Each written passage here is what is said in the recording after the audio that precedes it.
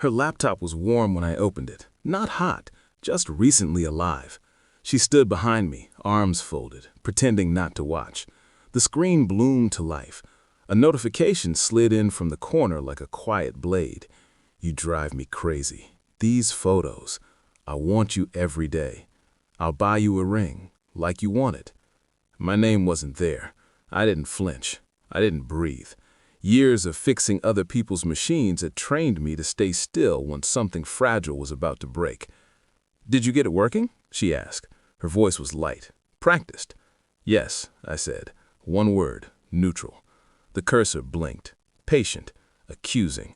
I felt the familiar tightening behind my eyes, the moment before understanding arrives and decides to rearrange your life. I'd come over to help her with a dead hard drive. She joked about being helpless with tech. She'd kissed my cheek, quick and forgettable.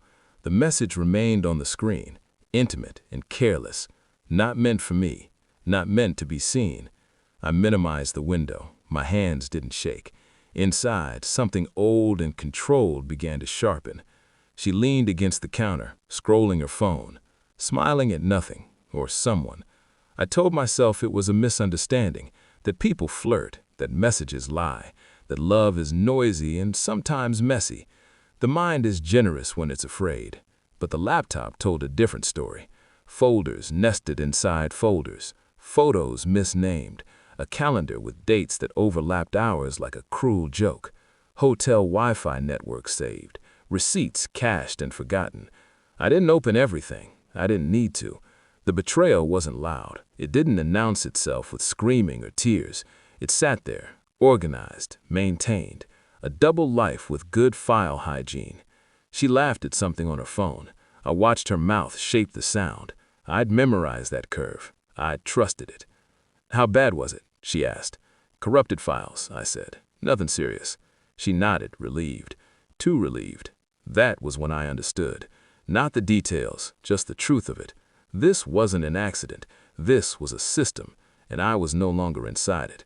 I didn't confront her. Confrontation is for people who want answers. I wanted certainty.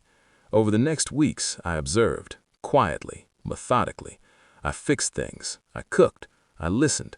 I smiled at the right times. At night, when she slept, I cataloged. Phone records, cloud backups, deleted messages resurrected from places she didn't know existed. Patterns emerged, names repeated, locations aligned.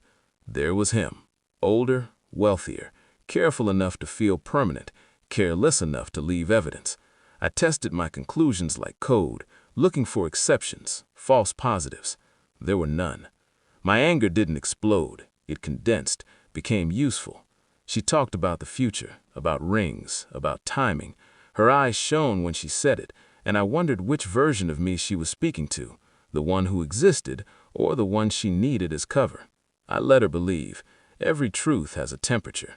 I kept mine cold. The final confirmation came in a zip file, photos, messages, a receipt for a ring she'd shown me once, pretending it was a joke. I invited her to sit. She sensed it then, the shift. Animals always do. "I fixed something else," I said, sliding the laptop toward her. "Thought you should see." She opened it, scrolled, froze. Her breath caught. The silence thickened. "That's not," she started. I raised a hand. Not angry. Finished. "I know," I said. "How long? Who? Where?" Her eyes filled. Mine didn't. She reached for me. I leaned back. The truth doesn't need volume. It only needs space. I didn't yell. I didn't ask why. I told her what I'd already done. I'd forwarded the messages to the man's wife. I'd attached timestamps, metadata, receipts. I'd removed myself from every shared account, every plan, every future she'd rehearsed. "You ruined everything," she whispered. "No," I said. "I documented it." She collapsed into herself, sobbing. The sound was raw, convincing. Too late. I stood, picked up my coat. "I fixed your laptop," I said. "I won't fix you." That was the last sentence I gave her. Outside, the air was clean, indifferent. I walked without looking back, not because I was strong, but because I was done. Betrayal doesn't break you. It reveals what was already fractured. I saw her clearly at last, and I saw myself, someone who survives by paying attention. The truth didn't heal me. It didn't need to.